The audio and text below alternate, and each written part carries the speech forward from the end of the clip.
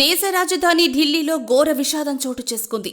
Railway స్టేషన్లో తొక్కిసలాట జరిగి 18 మంది ప్రాణాలు కోల్పోయారు. మృతుల్లో 14 మంది మహిళలు, 3 చిన్నారులు ఉన్నట్లు ఢిల్లీలోని ఎల్ఎన్జేపీ ఆస్పత్రి వర్గాలు వెల్లడించాయి.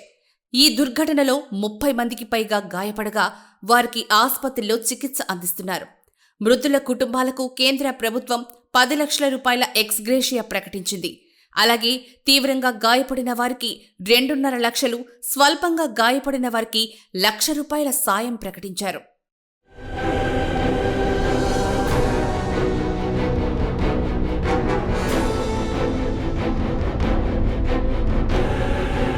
మహాకుంభమేళాకు వెళ్లే భక్తుల కోసం రైల్వే శాఖ న్యూఢిల్లీ రైల్వే స్టేషన్లో శనివారం రాత్రి ప్రత్యేక రైళ్లను ఏర్పాటు చేసింది. దీంతో భక్తులు పెద్ద సంఖ్యలో రైల్వే స్టేషన్కు తరలివచ్చారు.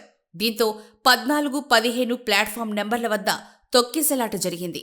కుంభమేళాకు వెళ్లే రైళ్లు ప్రకటించిన సమయానికంటే చాలా ఆలస్యంగా రావడంతో ప్రయాణికులు పెద్ద ఎత్తున గుమిగూడారని, రైళ్లు స్టేషన్కు వస్తున్న సమయంలో ప్లాట్ఫామ్లు మార్చినట్లు అనౌన్స్మెంట్ రావడంతోనే తొక్కిసలాట జరిగిందని ప్రత్యక్ష సాక్షులు చెప్తున్నారు. ఈ ఘటనపై రైల్వే శాఖ అత్యున్నత విచారణకు ఆదేశించింది. తొక్కిసలాట నేపథ్యంలో రద్దీని నివారించేందుకు 4 ప్రత్యేక రైళ్లను ఏర్పాటు చేశామని రైల్వే మంత్రి అశ్విని వైష్ణవ్ తెలిపారు. అనూహ్య రద్దీ కారణంగానే తొక్కిసలాట జరిగినట్లు వెల్లడించారు. 14వ నెంబర్ ప్లాట్ఫాంపై ప్రయాగ్రాజ్ ఎక్స్ప్రెస్ నిలిచి ఉండడంతో మహాకుంభమేళాకు వెళ్లే భక్తులు అక్కడికి చేరుకున్నారు. స్వాతంత్ర సేనాని ఎక్స్ప్రెస్, భువనేశ్వర్ రాజధాని ఎక్స్ప్రెస్ రైళ్లు ఆలస్యం కావడంతో వాటి కోసం వచ్చిన ప్రయాణికులు అదే సమయంలో 12, 13, 14 నెంబర్ ప్లాట్ఫామ్లపై ఉన్నారు. దీంతో ఒక్కసారిగా అక్కడ రద్దీ పెరిగిపోయి తొక్కిసలాటకు దారితీసినట్లు భావిస్తున్నారు.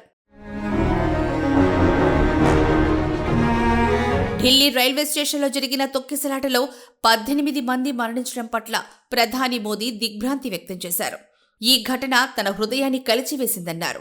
మృతుల కుటుంబాలకు ప్రగాఢ సానుభూతిని తెలియజేశారు. క్షతగాత్రులు త్వరగా కోలుకోవాలని ప్రార్థిస్తున్నట్లు తెలిపారు. మరోవైపు ఢిల్లీలో తొక్కిసలాట నేపథ్యంలో ఉత్తరప్రదేశ్ ప్రభుత్వం, రైల్వే శాఖ అప్రమత్తమయ్యాయి. యూపీలోని అన్ని రైల్వే స్టేషన్లలోనూ రద్దీని నియంత్రించేలా చర్యలు తీసుకోవాలని నిర్ణయించాయి.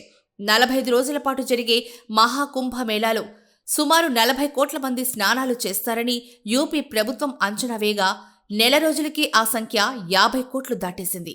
ఈ నెల 26వ తేదీన కుంభమేళా ముగియనున్న నేపథ్యంలో భక్తుల సంఖ్య మరింత పెరిగే అవకాశాలు కనిపిస్తున్నాయి.